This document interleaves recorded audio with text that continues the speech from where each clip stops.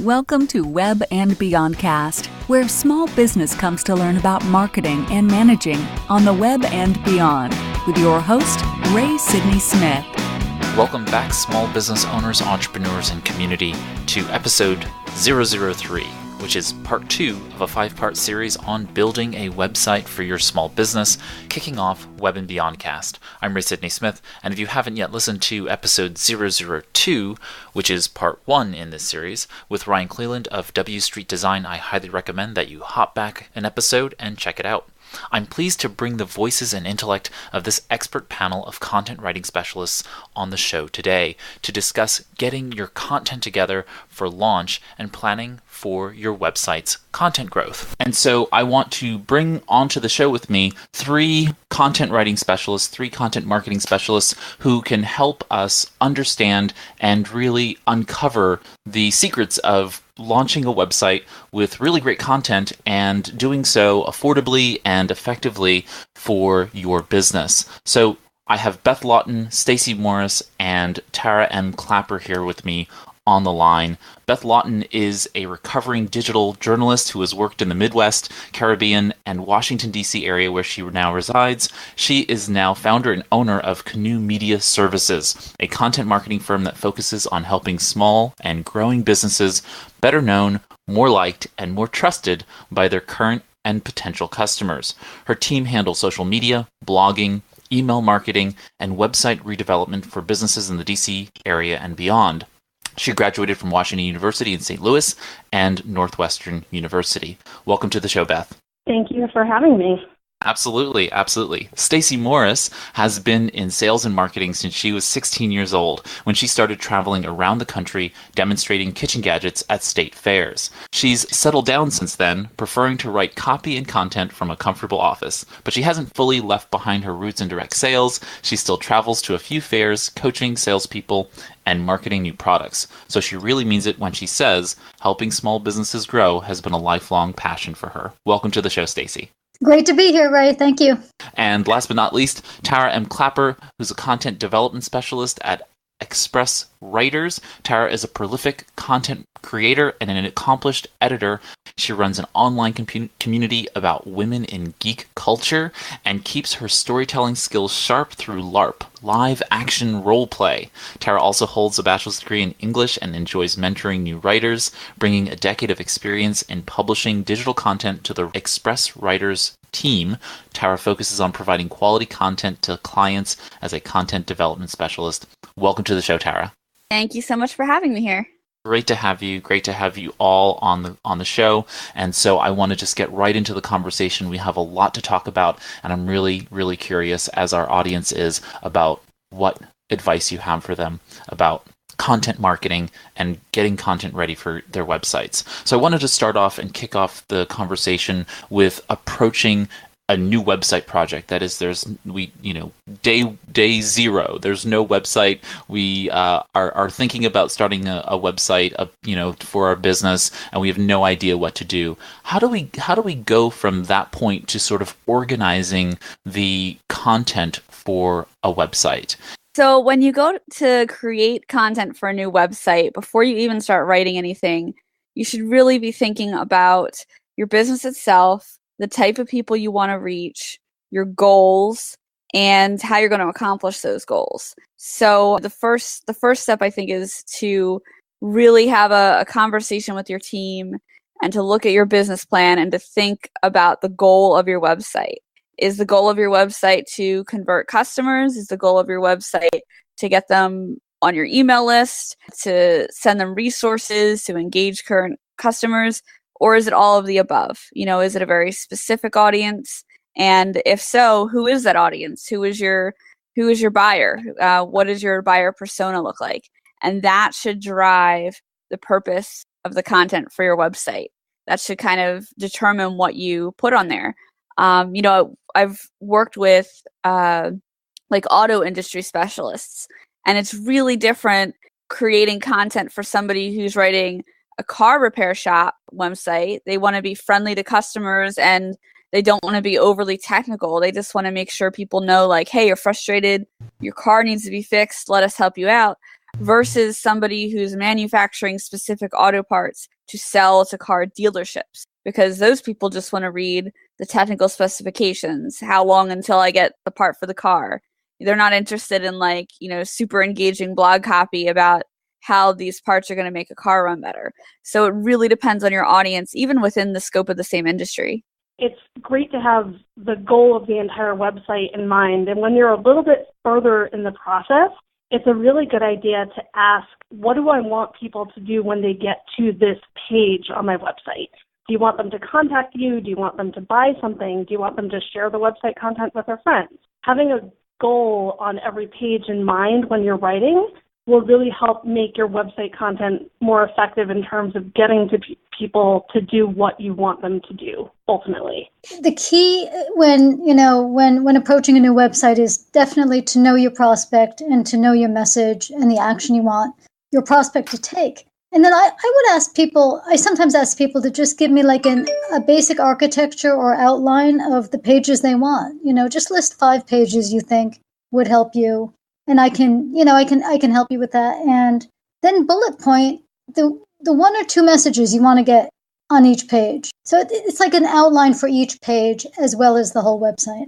How do you all think about the idea of the website copy and other collateral copy that needs to be written alongside the website? I tend to talk to my clients about the reality that while you're getting copy written, you might as well think about how that copy is going to be used in multiple places, because at least from my perspective as talking about web marketing, I'm more concerned about search engine optimization and making sure that we don't have duplicate content on the web, but that web content can be used in printed material without concern. So I'm curious about how you have that conversation with clients about writing content for the web and other places as opposed to just for the website.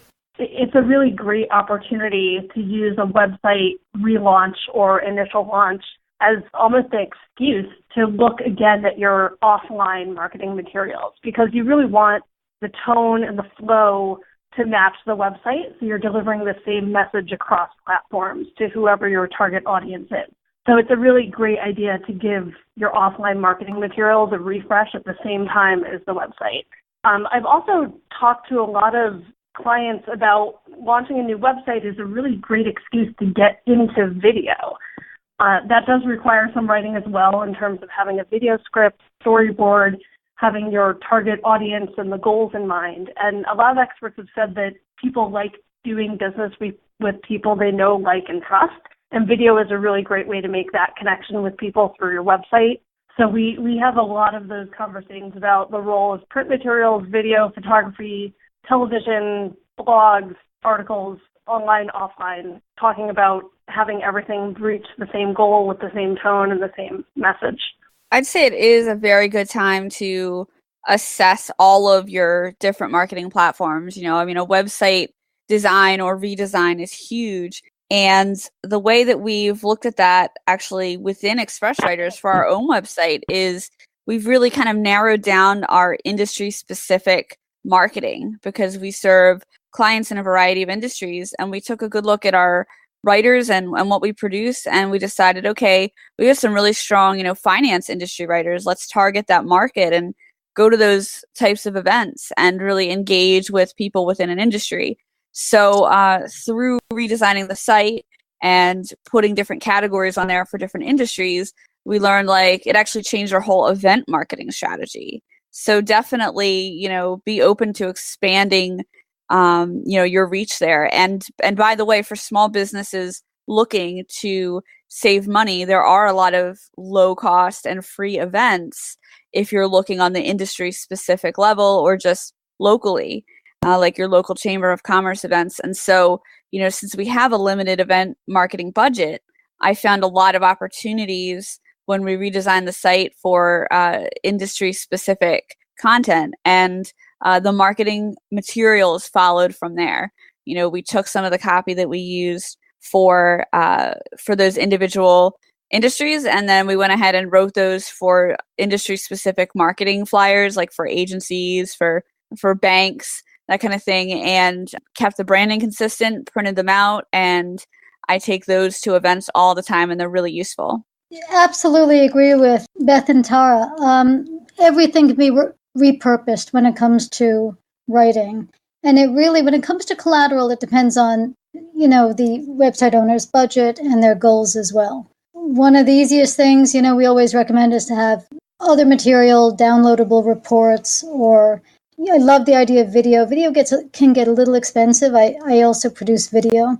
Depending on where they're going, there's so much that can be used and just repurposed very inexpensively. So I encourage my clients to kind of shoot for the moon when it comes to this stuff. And so that naturally brings up this, this concept for me about having a resources page or a blog, podcast, a YouTube channel, some other mechanism for being able to create regular content that's being put onto your website. Because for those of you who are listening, putting more content on your website on a regular basis equates to Google and the other search engines sending you more web traffic, presumably if it's valuable content. That's the driving force behind putting content on your website and having a content marketing strategy. For those of you who are on the line with me, I'm curious how you approach that conversation with customers when they know or don't know that they need to get their website content marketing strategy in place. What's sort of the first step for them in thinking about and planning out the content marketing strategy for ongoing marketing? So once they get website copy in place or a plan to have that created, then I advise looking at the long-term strategy for a blog or a podcast or whatever they're producing. But I always advise clients to think about how frequently they can produce, because I'd rather see them purchase a blog plan where they're only posting a blog every other week versus trying to get something out that's lower quality every week. I want to see that consistency, and I want to see them really invest in content that displays their expertise rather than fluff. So I've seen the trend go towards updating less often, but updating still very consistently, and having longer form blog content. So 750 words minimum, ideally over 1,200 words. And this is, again, it can vary depending on the industry and your goals, but I've seen the trend towards longer form content, even if that means publishing less frequently, as long as it's consistent. Quality over quantity is the name of the game now. One of the things that I do to kind of draw out those posts in that content marketing plan is to ask business owners, what are the 10 questions that you get from customers the most often? What are those questions that you feel like you answer for somebody every single week? Because those can be really great jumping off points for web pages or blog entries, podcasts, video, whatever you want to do with it. And it ultimately can make their life easier, because then they can say to a customer, oh, I have great information about that on my website. Here's the link. And it's a good way to kind of spread that information and continually use your website as a resource for your customers, is to answer those questions that you get all the time that come up really commonly, and use your website as an explanatory tool for them. I've gone so far as to tell clients to create short URLs to those main pages so that they have the ability to say, go to my website at www.mybusinessname.com/keyword, and it takes them to those pages, and they sort of have a cheat sheet that they have to each of those pages so that they can say, oh yeah, that's the question we get all the time. Go check out this blog post I wrote on it, or this FAQ that has this particular answer to it. So really great suggestion, Beth. The key in my mind is to stay in touch with your clients, and I think blog posts are really the most effective and efficient way of doing that. But of course, it depends on what you're selling. If you're doing exercise, then video may be the best way to stay in touch.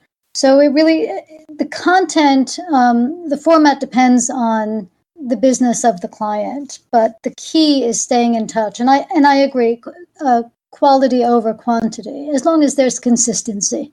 Yeah, it's something that I'm frequently, when I do workshops and seminars for the SBDC or other organizations, I'm always harping on this fact that I want business owners to think of something in terms of either a blog or some other kind of regular process for getting content on their websites. And, I inevitably get that question of, I'm a colonoscopist. How do I launch a video channel or those kinds of things? You really do bring up a great point, though, Stacey, which is that the medium that you use, the media that is going to present your business, really does have to have a natural sort of affinity to the content that you're providing. Just because I'm picking on colonoscopists here, but if you are a doctor, a medical doctor that deals with sensitive medical issues, or if you're in a legal field where you might be dealing with some sensitive legal issues and those kinds of things, you don't have to talk specifically about what you do per se. Think from a more broad perspective of how you're answering general questions, and you might have to supplant that with maybe B-roll or stock photography is not of you doing what you do, but representing more what you do. It's sort of like when I see those health and wellness blogs and they show those pictures of like a lotus, and those things sort of are representative of the health and wellness concept, and those icons and iconography really create that sense of what you're talking about, as opposed to being the actual thing. Do you all have any suggestions in terms of how to deal with some of those sensitive topics, like when people are talking about health and medical issues or other kinds of areas that might be too sensitive or too taboo to show? I have worked with both health and wellness and financial professionals in the past year or two, and they do have a lot of concerns. In health and wellness, it's HIPAA and privacy. In financial services, it's all the regulations that they're dealing with in terms of what they can and cannot produce for content. So we really take a success stories approach to what they're writing. We make it completely anonymous. One time, this doctor had a patient who came to them with this issue, and here is what they did to help solve it, and making it very research-backed. We've done the same thing with financial services, that, again, anonymously, talking about a life insurance consultant's client who came with this issue and how they solved it. So using examples is a really good way to go there. Storytelling is very effective in terms of showing how you can solve a problem and making content relatable. And there are ways to do it while working around the privacy and the regulations in certain fields. Focus on empathy, not just addressing the customer's pain point, but letting them know that you really kind of have a handle on their concern. You don't have to disclose any kind of personal information to get across the fact that you're sympathetic as a lawyer to somebody who is faced with a DUI, or you as a doctor understand what it's like to go through the diagnosis process and see 20 doctors before you even start to get an answer, or a doctor that understands what you're going through or your frustrations, with the healthcare system. So I think empathy is a really important tool to use when you're trying to communicate that kind of information and expertise without disclosing any private information or without getting into the specifics. Because when people go to doctors or even like home repair services, lawyers, dentists, they're frustrated, they're worried about money. Topics like foreclosure too, there's a lot of emotions involved there. And you really want to make sure that you come across as understanding and empathetic, because that can really separate you from the competition. Because the other people are going to be blogging about interest rates or all the horrible things that can happen to your body if you have an undiagnosed illness. And you can just, really reach out and say, hey, I get how you feel. Let me help you out. I'm a big proponent of case studies and testimonials. In testimonials, you really have to be careful these days, especially in the health and wellness market. But honest testimonials can convey some of that empathy and can convey some of that, I get your story, I understand where you're coming from. And case studies or success stories, whatever you want to call them, are fantastic because they're stories and they engage readers. So both of those go a long way toward educating your consumer. I have been on my own little soapbox when it comes to the high professions, lawyers and doctors and so on and so forth. What we know from lots of research is that the attorney in private practice, probably after 5 years of being in business, they mostly get their referrals from other practitioners, from other legal practitioners who refer them that business. And so in some of those environments, healthcare and other things, those business owners might think not about having a consumer-based blog audience or podcast audience or video audience, but a colleague-based audience, talking directly to other colleagues as being their target audience. Something to think about, just because I think everyone tends to think about it from the perspective that, oh yeah, I'm going to talk to the people who are going to hire me, but you might also think about in your content marketing planning, who is going to refer me the most customers and potentially speaking directly to them. So I think that all of these things are really great, but also recognize that you might have multiple audiences that you might want to talk to, and that sometimes the direct client audience is not the audience that you should create content for. Absolutely. And that's where, at Express Writers, we have what we call authority content, which are these really high level, well-researched pieces that are the best pieces of content we can produce. And that's really to show that you're an influencer or an expert in your field of study. And so if I had a client come to me and say, hey, look, I want to reach these consumers, but, I'm a doctor and I also want to address my colleagues or impress, a medical board or something like that. What do I do?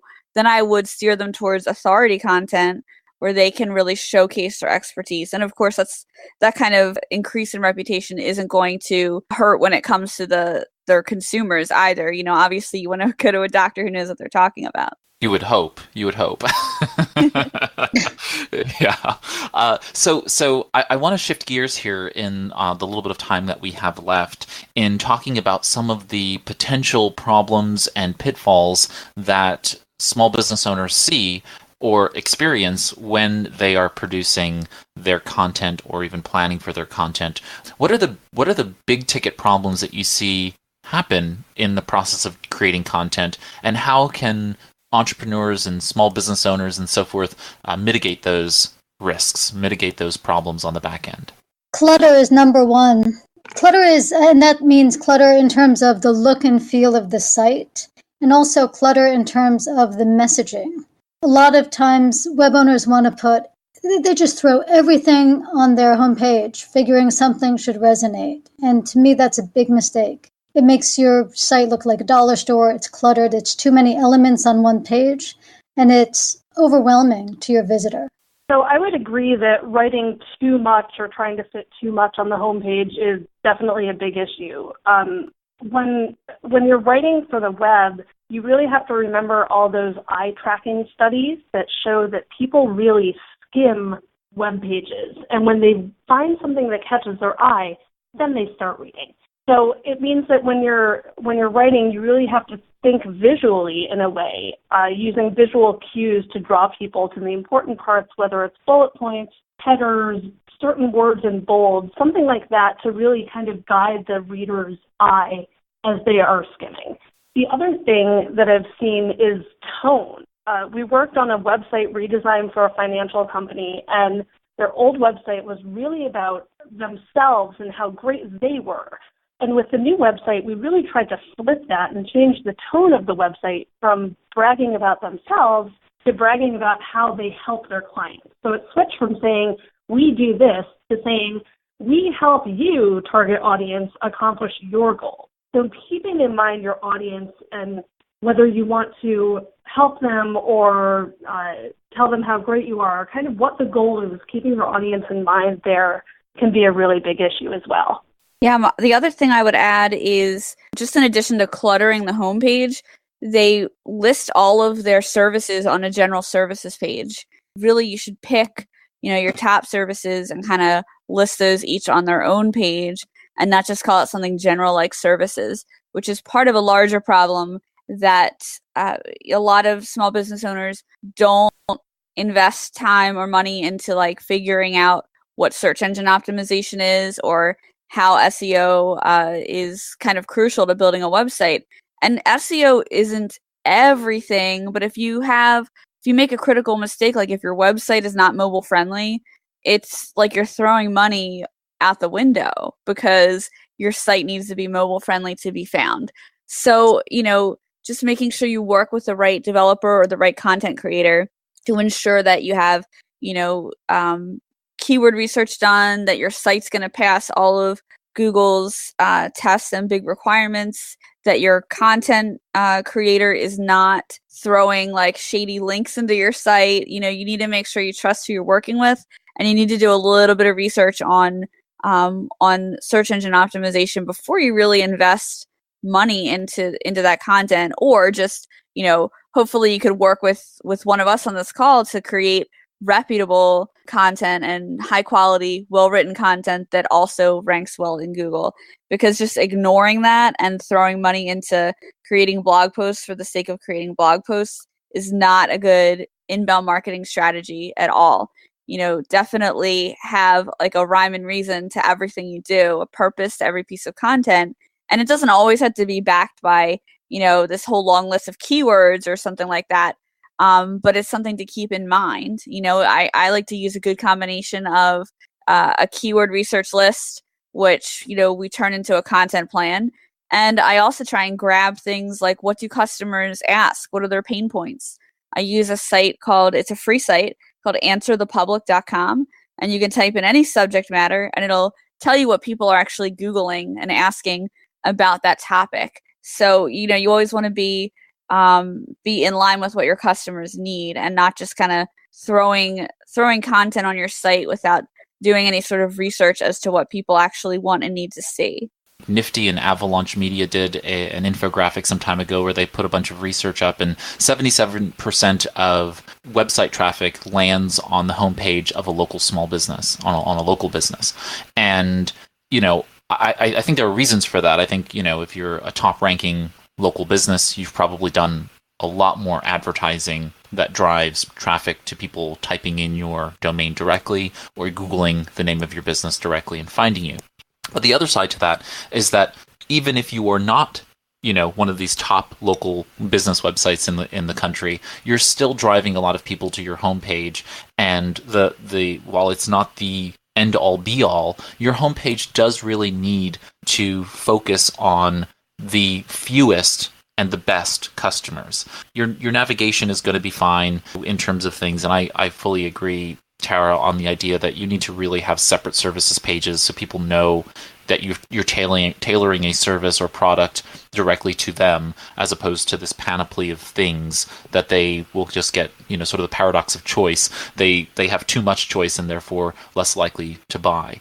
That homepage really does need to be focused on the largest customers. The best ones I see are, those websites that have like 3 big sort of images, and they're targeting those 3 audiences. You're a teacher, you're a parent, you're a student, right?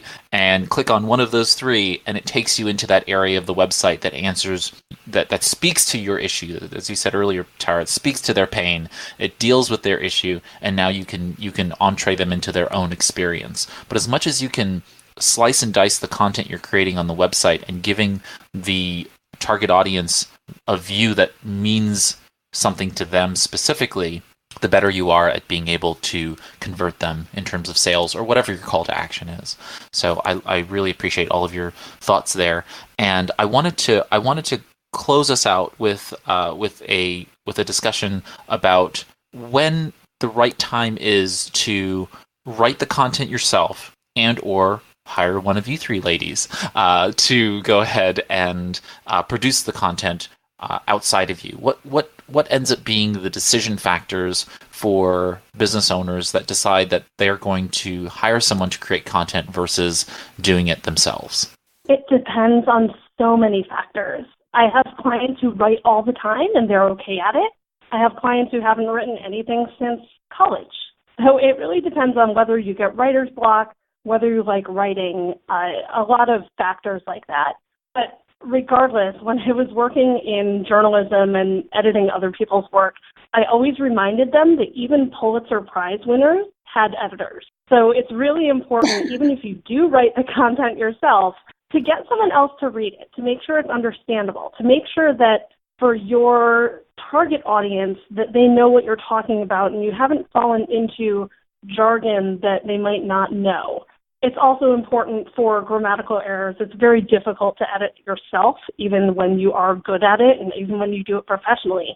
I have people read things that I write even. So it's critical to have a second pair of eyes regardless of whether you're doing the writing yourself or not.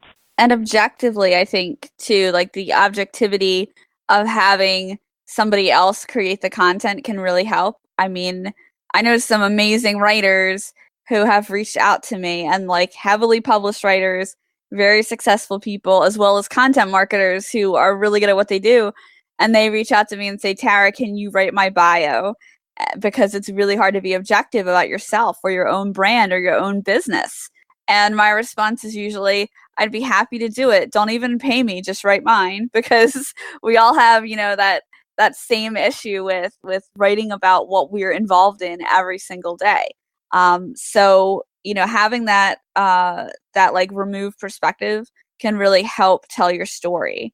And we were talking about that before, that the storytelling is central to your success and getting your message out there. And sometimes you need a little help doing that. Even if you're good at telling your own story, you've got to bounce it off other people. I mean, I talk about what we do at our business all the time, but I have conversations with other people in our organization before I just go off and like talk about our message and storytelling and what we can do for brands at conferences and stuff, because you kind of have to get that message together within your organization and practice it before you present it. It's something to really work at, and it's definitely worth considering working with a professional writer or an agency to get that done, because storytelling is what they do.